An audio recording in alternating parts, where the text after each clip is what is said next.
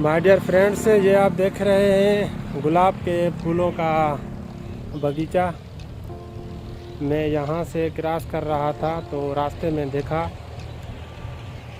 यहाँ से खुशबू भी आई और ये रंग बिरंगी फूल। तो मैंने सोचा कि क्यों ना यहाँ पे थोड़ा सा शॉट रिकॉर्ड कर लूँ।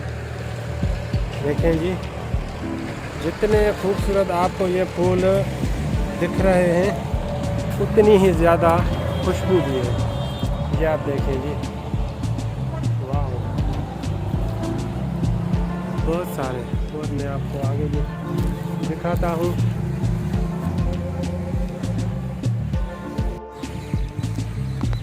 डियर फ्रेंड्स, हमें मार्केट से ये फूल मिलते हैं।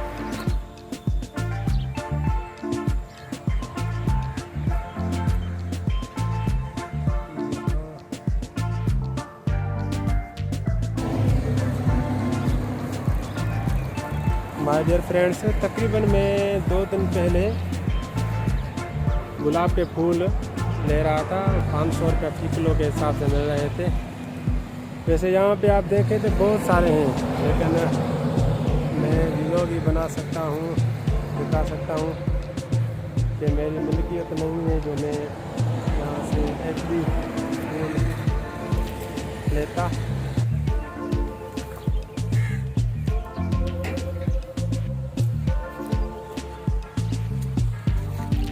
यहाँ से ये देखो कितने प्यारे लग रहे हैं।